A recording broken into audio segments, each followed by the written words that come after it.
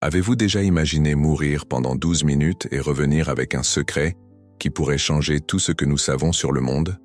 Dans la vidéo d'aujourd'hui, vous allez découvrir l'incroyable histoire d'un scientifique qui a eu une expérience de mort imminente en Antarctique et a découvert quelque chose d'effrayant caché sous la glace.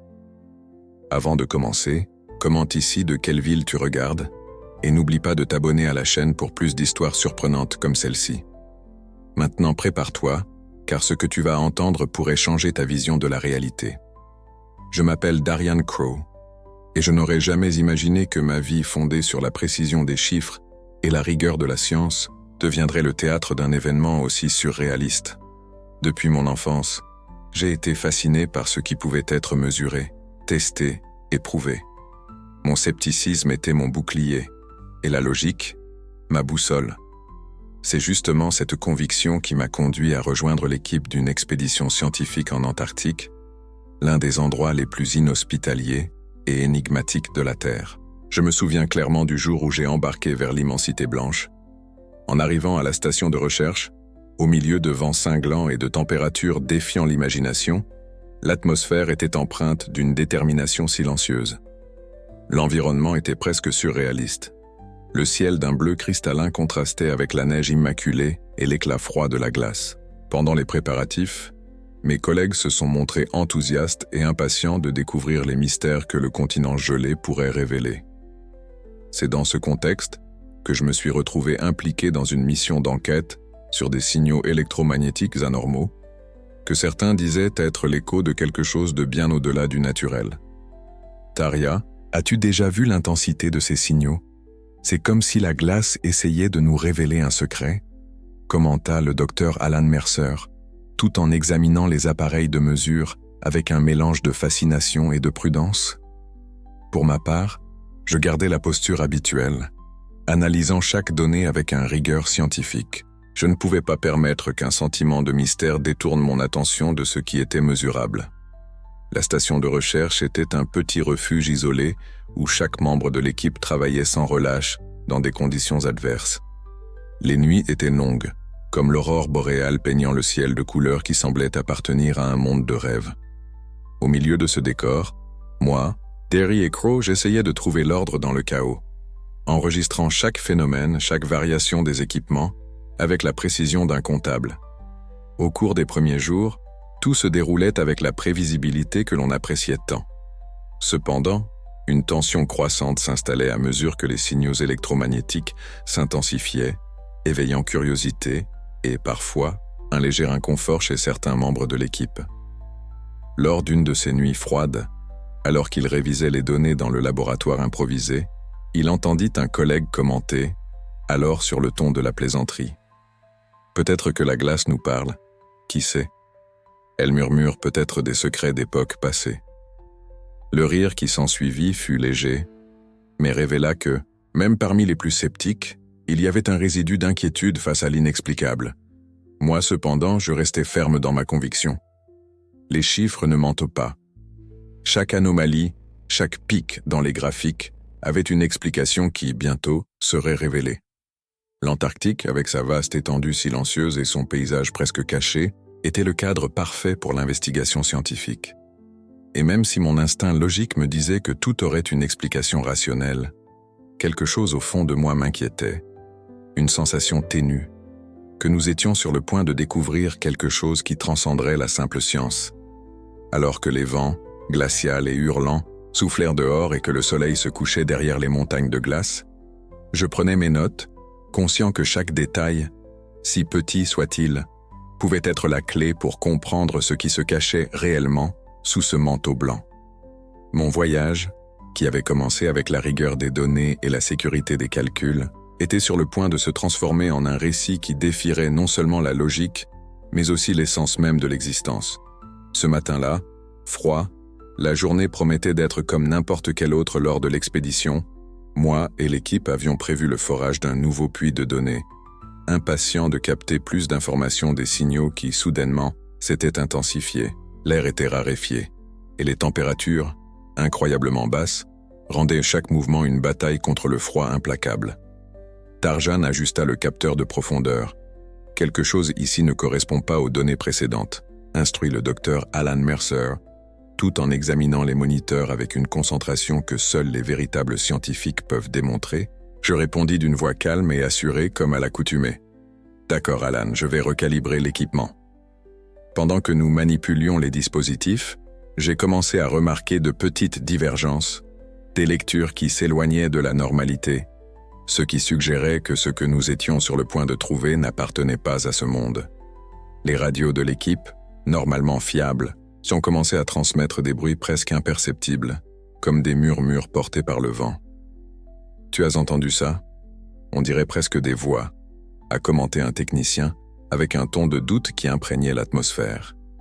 Sans que nous puissions le prévoir, une vibration soudaine secoua le champ de forage. Le sol trembla sous nos pieds, et l'écran du GPS s'agita frénétiquement, perdant le signal et entrant dans une sorte de panique numérique. Le bruit de l'équipement se mêlait au son assourdissant de la glace se brisant. En un instant, la fissure s'est ouverte sous nos pieds, comme si la terre elle-même voulait révéler un secret ancestral. « Attention, sortez du périmètre !» Crito, Alan, mais l'effondrement avait déjà commencé. Le sol a cédé de manière incontrôlable, et j'ai ressenti un tourbillon de sensations en tombant. L'obscurité a pris le dessus, mais, étrangement, je ne ressentais rien. C'était comme si, tout à coup, je m'étais détaché de mon corps, regardant puissamment ma propre chute vers l'inconnu. Je flottais. Là, j'étais, observant la scène comme si je regardais un film. Mon corps, inerte, restait là, coincé par la fissure dans la glace. Au premier moment, la terreur se mêla à un sentiment de profonde sérénité, une paix que je n'avais jamais expérimentée. Le temps semblait se dilater, et chaque seconde s'étirait en une éternité silencieuse. « Darian, tu m'entends ?» Une voix lointaine, presque éthérée, résonnait au loin, essayant de me ancrer d'une certaine manière. Mais en même temps, l'environnement était rempli de sons qui n'appartenaient pas à cet endroit. Une peau de chuchotements et de vibrations qui ne pouvaient être expliquées rationnellement. C'est dans cet état, entre la fin et le début, que je percevais quelque chose d'inexplicable. De petits êtres lumineux commencèrent à apparaître, flottant autour de la fente, m'observant avec des regards qui transmettaient passion et mystère. Moi, qui ai toujours fait confiance uniquement à la science, me suis retrouvé face à l'inexplicable. La sensation d'être hors de mon corps s'intensifiait, et, à cet instant, je réalisais qu'une force invisible me tirait vers un tunnel de lumière brillante. C'était comme si chaque atome de mon être était conduit vers un destin inconnu. Au milieu de ce tourbillon d'émotions et d'images déconnectées, tout ce que je savais, c'était que ce moment marquerait une transition irréversible entre la vie et la mort. La voix lointaine, maintenant plus intense, résonnait dans le vide. « Darian !» Alors que la lumière du tunnel m'enveloppait, j'étais transporté dans une dimension qui défiait toute logique terrestre. Dans cet espace éthéré, la sensation de flotter était accompagnée d'un calme absolu, presque sublime. C'est alors qu'une présence se fit soudainement sentir. Au milieu de ce vortex lumineux, une voix profonde et sereine résonna, comme si elle venait du cœur même de l'univers. « Darian !» La voix résonna, si familière et en même temps si transcendante qu'elle semblait pénétrer toutes les barrières du temps et de l'espace. En concentrant mon attention, je voyais la silhouette d'une figure radiante, entourée d'une lumière dorée qui exhalait paix et autorité. À mes yeux, il n'y avait aucun doute. C'était Jésus. Pourquoi suis-je ici? Que se passe-t-il? J'ai réussi à poser ma question, même si mes mots semblaient petits face à une telle présence.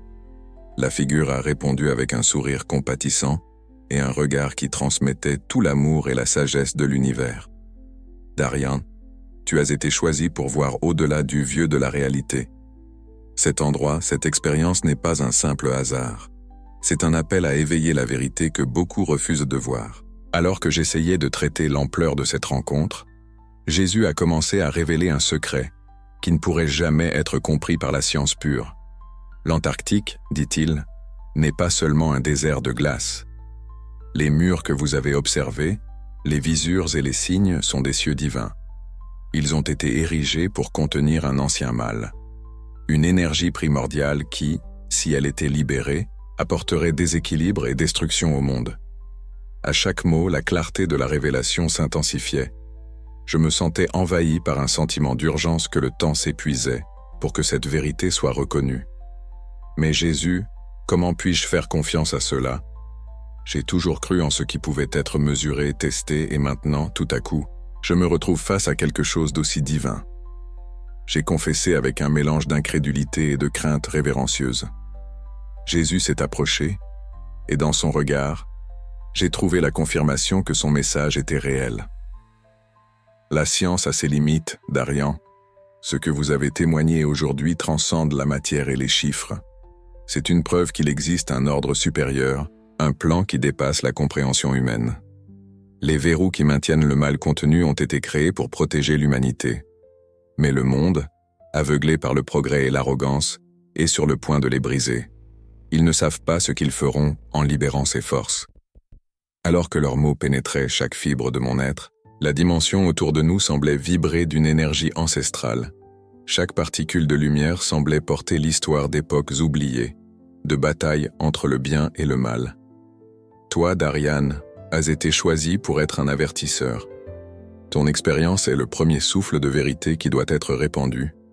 Même si le scepticisme du monde essaie de faire taire ta voix, n'oublie pas, la lumière trouve toujours un moyen de percer les ténèbres. Le temps dans cet espace de révélation semblait n'avoir ni commencement ni fin.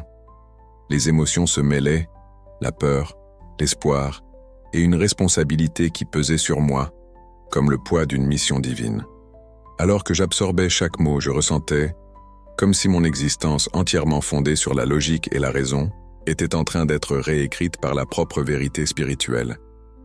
Et à la fin de cette rencontre, avec Jésus flottant encore dans une aura de sérénité, je compris que je ne serais jamais le même. Souviens-toi, Darian, que même dans le monde des sceptiques, la vérité peut se révéler de manières inattendues.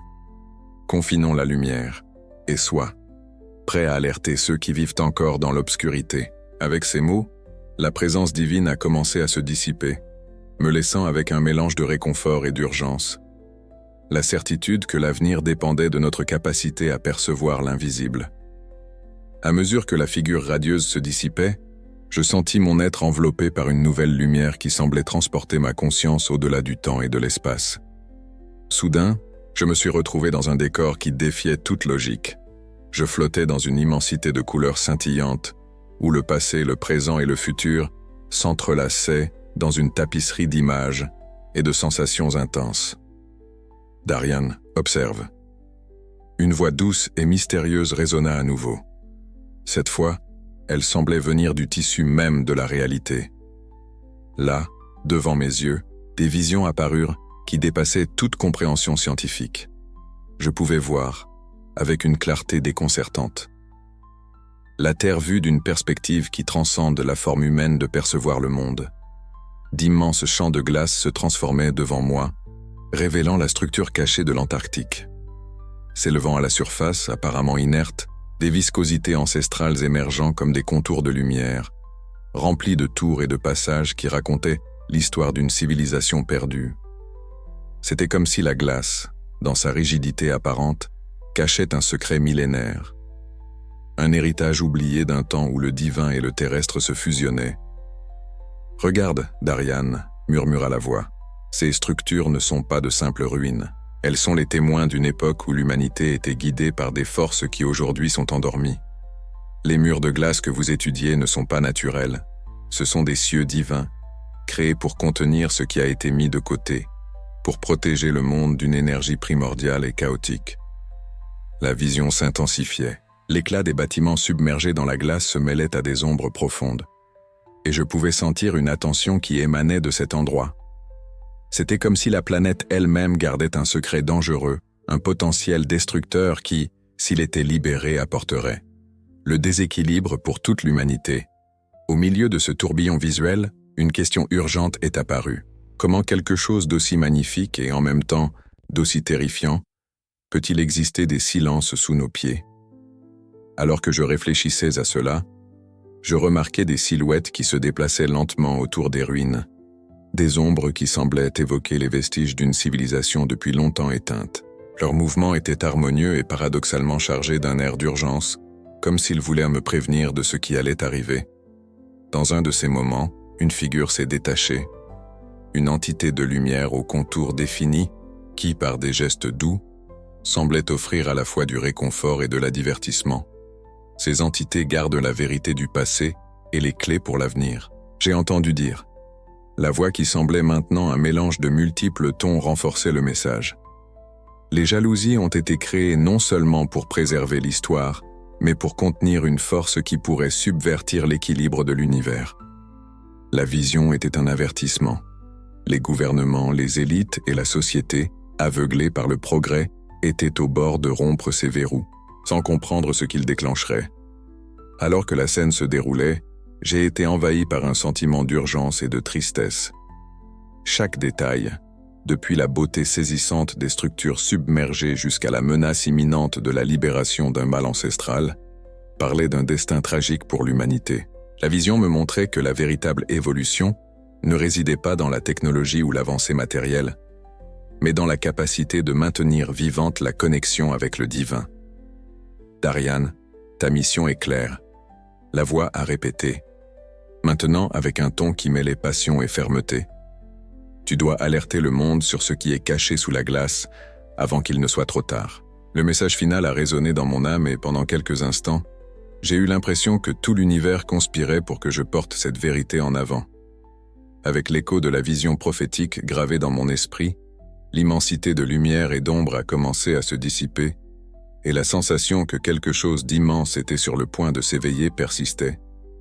À la fin de la vision, l'atmosphère a changé, de manière drastique. J'ai ressenti un froid profond parcourir mon être tandis que la dimension autour de moi se transformait en quelque chose d'ombreux et menaçant. Les scénarios lumineux et éthérés ont laissé place à des images d'une humanité séduite par des promesses vides. C'était comme si l'essence même du temps se condensait en une alerte lugubre. Quelque chose s'approchait, et ce n'était pas le bien. Alors que la vision devenait de plus en plus nette, une voix grave, pleine de chagrin et d'urgence, résonna dans l'espace silencieux. « Darian, l'ennemi ne viendra pas avec une force brute, mais avec la tromperie la plus subtile que tu aies jamais témoignée. » Cette voix semblait porter le poids d'innombrables époques et en même temps, un ton de lamentation pour ce que l'humanité était sur le point d'affronter. J'ai ressenti une inquiétude qui se transformait en désespoir, car le message parlait d'un mal qui se déguisait en progrès et en évolution. Au milieu de cette révélation, j'ai pu visualiser une scène perturbante, des images de foules hypnotisées par des écrans et des dispositifs qui promettaient la guérison de tous les maux. Des leaders charismatiques émergeaient, prêchant une nouvelle ère d'avancée technologique, tandis qu'en arrière-plan, une force invisible arrachait la connexion spirituelle des gens. Ils vendront une mise à jour pour l'humanité, entendait-on la voix annoncer, un changement qui, bien qu'apportant des bénéfices et des lumières, arrachera l'âme des individus, les laissant déconnectés de la présence divine. Non. Dans une sorte de dialogue interne, je repassais les mots avec véhémence. Comment quelque chose qui promet la salvation peut-il en réalité mener à notre ruine spirituelle ? Alors que je réfléchissais, la vision s'intensifiait et montrait, dans une séquence d'images perturbantes, comment les églises se diviseraient et les cœurs deviendraient effrois avant les tentations technologiques. L'atmosphère était chargée d'un sentiment de trahison, comme si l'essence même de ce qui était humain était manipulée par des mains invisibles et maléfiques. Dans l'un de ces moments, la figure qui représentait la tromperie a pris forme. C'était une entité oscillante entre la lumière et les ombres, séduisante et implacable. Son regard, à la fois cultivant et désolant, transmettait la promesse d'un nouveau monde, où les douleurs seraient apaisées par des avancées miraculeuses. « Accepte la mise à jour », murmurait l'entité.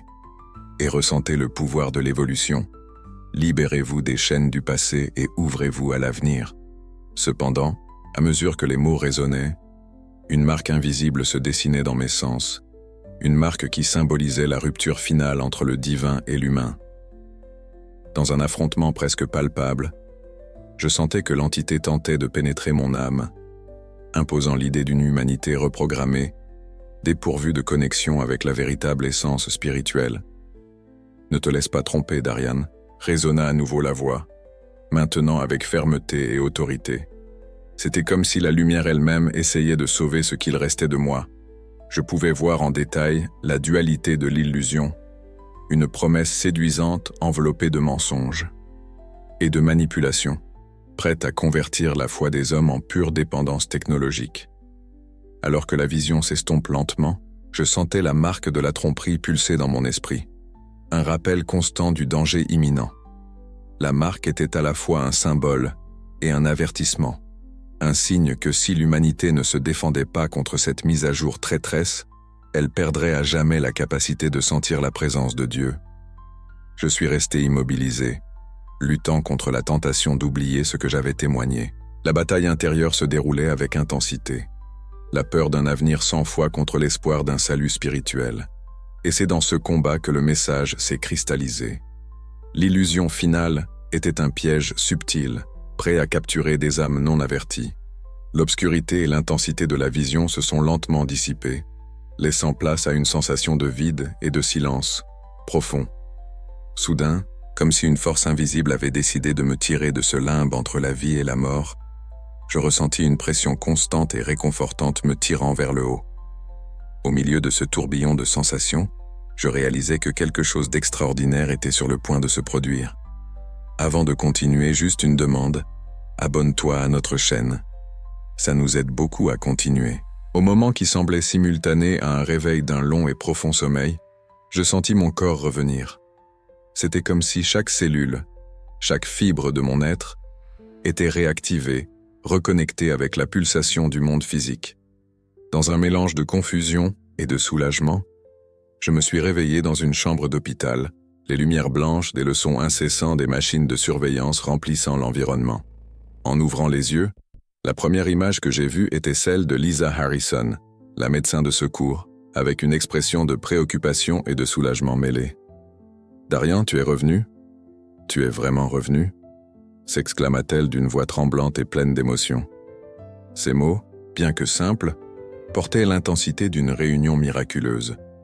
J'ai essayé de m'asseoir, encore désorienté, tandis que le docteur Alan Mercer s'approchait avec une expression perplexe, tenant un moniteur affichant des signes vitaux stables. « Tu as été inconscient pendant exactement 12 minutes, Darian. Personne ne s'attendait à ce que tu reviennes. » commenta Alan d'une voix oscillant entre le soulagement et l'étonnement. Moi, encore en train de lutter pour comprendre ce qui s'était passé, je peinais à articuler des mots qui expliqueraient ce que j'avais vécu.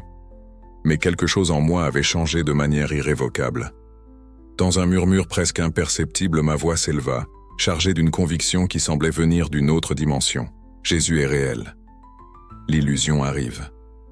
La réaction a été immédiate.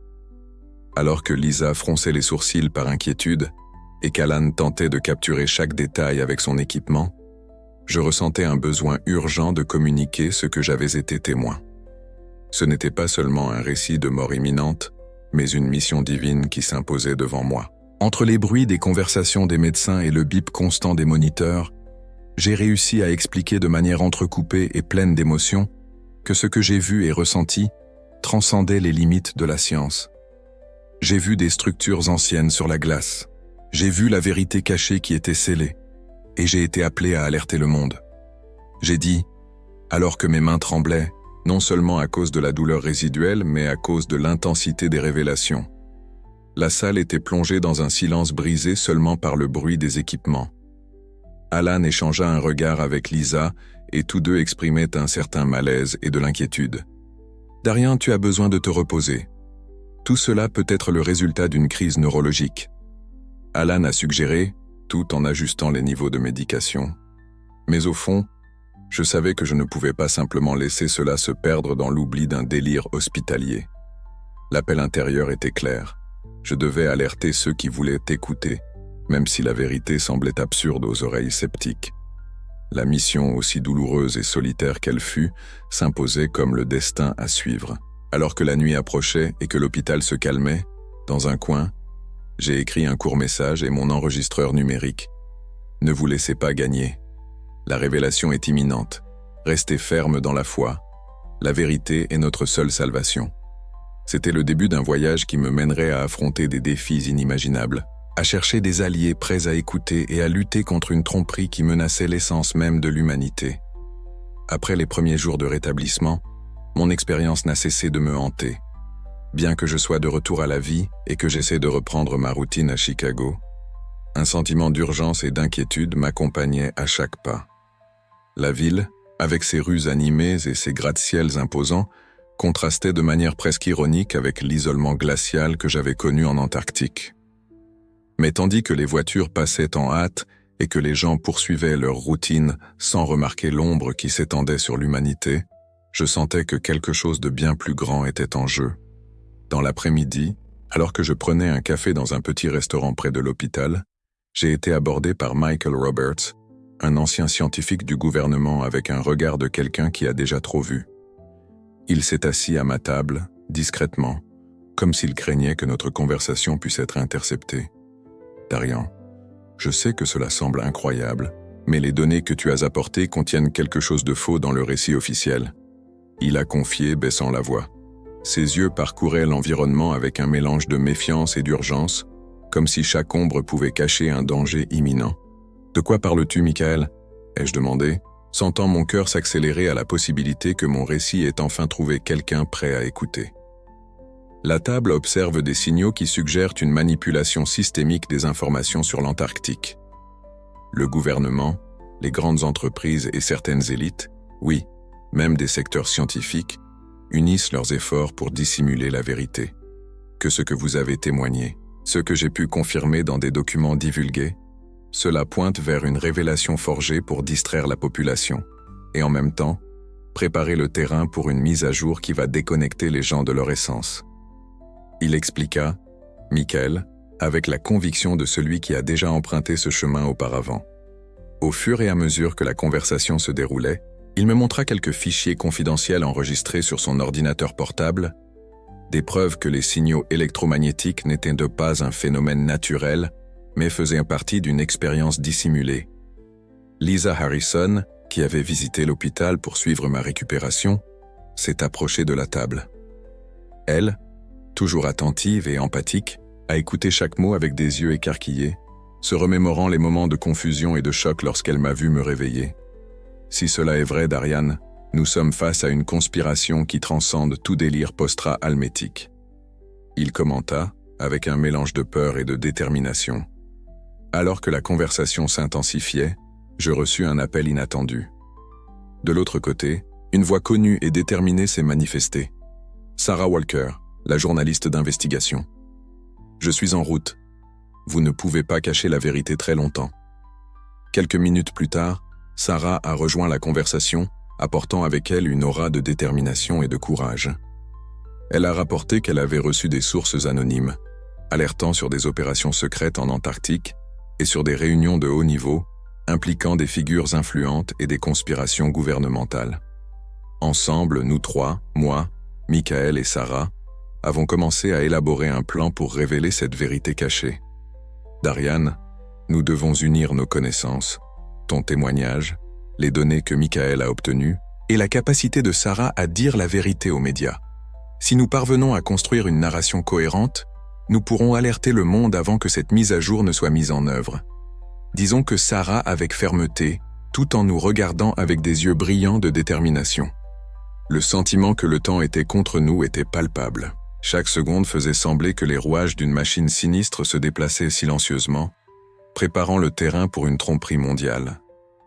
La conspiration, tel un puzzle sinistre, commençait à se révéler.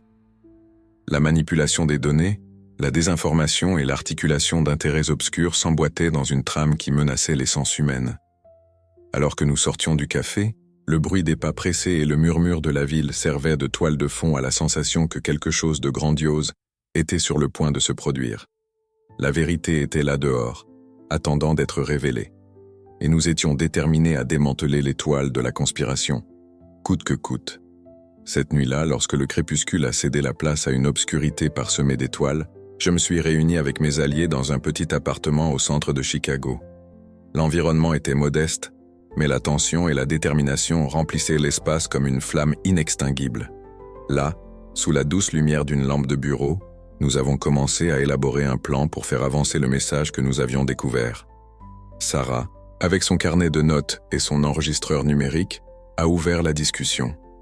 Nous avons la vérité et les données que Michael a compilées. Nous avons besoin d'un moyen sûr et percutant pour tout divulguer. Mais nous ne pouvons pas simplement nous balader en exposant nos noms. Le risque d'être réduits au silence est énorme. Michael hocha la tête, tout en tapant frénétiquement sur son ordinateur portable. Nous devons préparer un manifeste. Quelque chose qui puisse être transmis de manière clandestine, jusqu'à ce que nous trouvions un moyen de communication qui garantisse la véracité de ce que nous avons. Les grands médias sont déjà contaminés par des intérêts douteux. La mise à jour qui approche n'est pas seulement technologique, mais symbolique. Un changement qui décimera notre connexion spirituelle. Moi, Darian, j'ai ressenti une urgence qui dépassait la peur. Je me souvenais de chaque seconde de cette expérience. Inexplicable en Antarctique, la rencontre avec Jésus, la vision prophétique et l'illusion subtile qui menaçaient d'engloutir le monde. Avec la voix étranglée par l'émotion, je déclarais « Je sens que cet appel était quelque chose que je ne peux pas ignorer. » Le message que j'ai reçu dans ce tunnel de lumière n'était pas seulement pour moi, mais pour tous. Si nous n'agissons pas maintenant, l'humanité pourrait perdre la capacité de sentir la présence divine, de reconnaître le sacré au milieu du chaos moderne. Lisa, qui était arrivée discrètement pour confirmer qu'elle était en sécurité, s'est jointe à la conversation avec le calme de quelqu'un qui a déjà affronté des crises auparavant. « Darian, j'ai vu dans tes yeux quelque chose que je ne pourrai jamais oublier, même quand tu étais au bord. De la mort, sa foi était inébranlable. Si ce message est vrai, nous devons alerter tout le monde, mais de manière à ne pas provoquer une panique incontrôlée. Ce sera une graine plantée pour que l'éveil se produise progressivement. » Les heures se sont étirées. Alors que nous débattions des stratégies, nous avons imaginé la création d'un message final, enregistré en audio et en vidéo, qui serait distribué de manière clandestine à travers des réseaux indépendants, évitant les grands conglomérats médiatiques. Sarah a suggéré « Nous pouvons utiliser les réseaux sociaux mais de manière fragmentée, en envoyant des parties du message sur différentes plateformes. Ainsi, même si une partie est censurée, l'ensemble se rassemblera. » Nous avons avant tout besoin que les gens ressentent cette urgence et remettent en question ce que j'ai mis en poste. Alors que nous discutions, la tension de l'environnement laissait place à un espoir croissant. Chacun de nous savait que le chemin serait ardu, rempli d'obstacles et de risques, mais la vérité était déjà devenue un fardeau que nous ne pouvions plus porter en silence. J'ai fermé les yeux un instant, me souvenant de la voix qui m'a appelé dans l'obscurité, du toucher doux et ferme qui m'a poussé à revenir à la vie. Et j'ai ressenti que l'appel était plus grand que n'importe quelle peur. Que notre message parvienne au cœur de ceux qui ont encore le courage de questionner et de chercher la lumière. Dis-je, avec fermeté, en regardant chaque visage déterminé autour de moi. Nous ne luttons pas seulement contre une conspiration, nous luttons pour sauver l'essence de l'humanité, le lien sacré qui nous rend véritablement vivants. Le climat s'est rempli d'un silence lourd, chargé de signification et de but. Nous savions que ce ne serait pas une bataille facile. Les pouvoirs qui manipulaient la vérité étaient formidables, mais à ce moment-là, unis par l'appel final, chacun de nous ressentait la certitude que le message devait être délivré. Et ainsi, avec les cœurs enflammés par la foi et la détermination, nous scellons notre pacte de résistance contre l'illusion qui menaçait de détruire notre âme. Après la rencontre tendue et décisive avec mes alliés, les jours qui ont suivi ont été marqués par une bataille silencieuse menée à l'intérieur de moi. Chaque matin, en ouvrant les yeux sur la réalité de Chicago, l'image du tunnel de lumière et les mots qui résonnaient dans mon esprit devenaient un fardeau et, en même temps, une source de force. Au milieu de ce tourbillon, le poids de la responsabilité, le doute et l'espoir se mêlaient dans une lutte interne qui me poussait à chercher des réponses et à m'affirmer. Dans la pénombre de mon appartement, assis au bord de la fenêtre, j'ai observé la ville prendre vie tandis que les premiers rayons de soleil pénétraient à travers le rideau. Je me voyais partagé entre le scepticisme que j'ai toujours porté et la conviction irréfutable de ce que j'ai vécu en Antarctique. Dans un de ces moments d'introspection, mon esprit a reproduit les murmures de la voix que j'ai entendue lors de ma rencontre avec Jésus. « Darian, tu as été choisi pour quelque chose de plus grand. Ne laisse pas la peur et le doute t'empêcher de suivre ton destin. Ces mots résonnaient comme un écho lointain, mais insistant, qui me poussait à remettre en question chaque décision.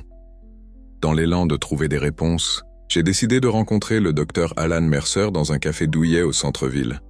Entre gorgées d'un café chaud, il a révélé avec une expression sérieuse. Je sais que cette expérience ébranle des convictions que j'ai toujours eues, mais nous ne pouvons pas ignorer ce qui se présente. Chaque donnée que j'ai collectée depuis l'accident suggère un changement non seulement dans notre monde physique, mais dans la perception même de la réalité. Alan, avec ses yeux embués d'inquiétude et de fascination, me défiait de voir au-delà du visible. C'est comme si nous vivions une seconde ère, Darian. Et cette lutte intérieure que tu ressens, peut-être est-ce la préparation pour le réveil dont l'humanité a besoin. Ces mots simples et profonds ont commencé à viser la rigidité de mon sceptisme. À un autre moment, lors d'une promenade solitaire dans le parc Lincoln, j'ai ressenti une présence réconfortante. Bien qu'il n'y ait personne à mes côtés, j'ai entendu une voix intérieure qui me rappelait les paroles de Jésus, m'appelant à croire que l'éveil spirituel est la véritable essence de l'existence. N'aie pas peur de l'inconnu, chaque bataille intérieure te renforce pour affronter ce qui est à venir. Ces mots qui sont apparus presque comme une presse m'ont enveloppé d'un manteau de tranquillité, même lorsque l'angoisse semblait vouloir dominer mes pensées. Les nuits apportaient aussi leurs défis. En me couchant, les ombres dansaient sur les murs de ma chambre, et le silence était rompu par des doutes et des souvenirs d'Antarctique. Dans l'un de ces moments, Lisa Harrison m'a appelé. Avec sa voix douce et empathique, elle a demandé « Darian, tu luttes encore contre cette agitation ?» J'ai répondu hésitant. Je sens que mon âme est divisée, il y a des jours où le doute me consume presque. Mais alors, je me souviens de chaque mot et image de cette expérience, et quelque chose en moi se ravive. « Souviens-toi, dit-elle avec fermeté, le véritable éveil vient lorsque nous affrontons nos peurs. C'est dans ce combat intérieur que tu découvriras la force nécessaire pour remplir ton rôle. » Au cours de ces semaines, la dualité entre le scepticisme et la foi s'est transformée en un processus de connaissance de soi. Chaque défi intérieur servait à me préparer pour le voyage qui ne faisait que commencer. Les conversations avec des amis, les rencontres avec d'anciens collègues, et même le silence solitaire des nuits ont fait partie de ce réveil. Où j'ai appris que la vérité ne se cache pas seulement dans les preuves scientifiques, mais aussi dans les expériences qui touchent l'âme. Alors que je luttais pour trouver un équilibre, une chose devenait de plus en plus claire. Le chemin vers la vérité est à la fois externe et interne.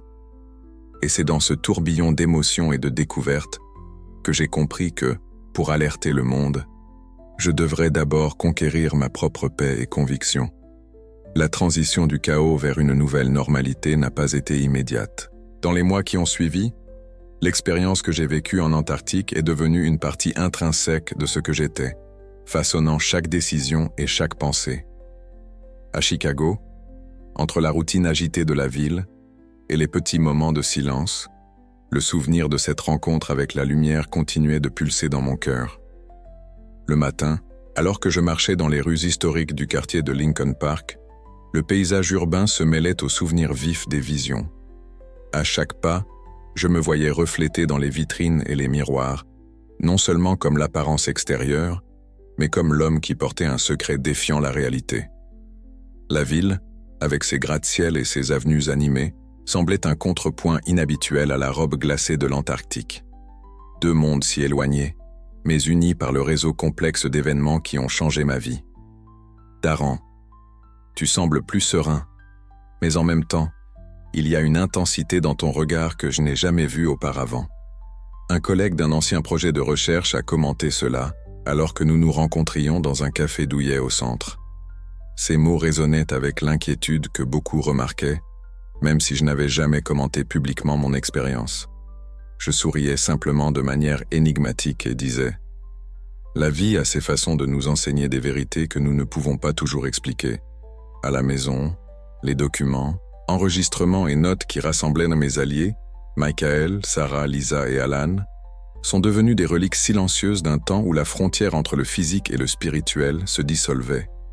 Chaque enregistrement apportait une narration vibrante. Et même si je ne les exposais pas, ils servirent de rappel de la mission qui devait encore être accomplie. Le message gravé avec des détails et des révélations était plus qu'une dénonciation.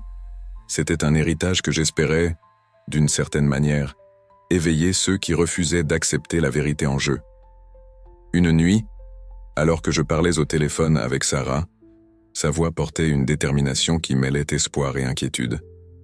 Darian, ton histoire, même si elle est remplie de défis, a le pouvoir de transformer des vies. Il y a des personnes qui commencent à questionner, à chercher des réponses. Nous devons continuer, même si le chemin est solitaire.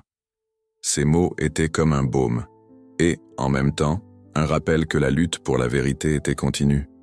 Cependant, l'héritage que je portais n'était pas seulement un récit dramatique de quasi-mort. C'était un symbole du combat éternel entre le progrès démesuré et l'essence humaine. Chaque conversation avec des amis, chaque rencontre fortuite, me faisait réfléchir à la façon dont le monde se transformait. Je voyais, dans de petits gestes et des regards, la graine de l'éveil. Cette même lumière qui m'avait touché dans les moments finals de l'expérience. Dans des moments d'introspection, je me demandais si un jour je serais capable de transmettre toute la profondeur de ce que j'avais vécu.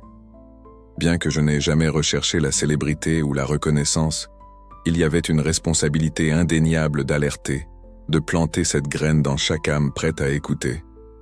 L'héritage de mon expérience était un appel silencieux, que l'humanité n'oublie jamais la valeur de la connexion spirituelle, de la quête de la vérité qui va au-delà du tangible. Alors que la nuit tombait sur la ville et que les lumières de Chicago s'allumaient, je restais éveillé, réfléchissant au chemin parcouru et à l'avenir incertain. L'expérience, avec toutes ses douleurs, révélations et transformations, se transforme en la base d'un héritage que je garderai pour toujours. La vérité que j'ai témoignée ne pouvait être oubliée, car, d'une certaine manière, elle était la clé pour retrouver l'essence perdue de l'humanité.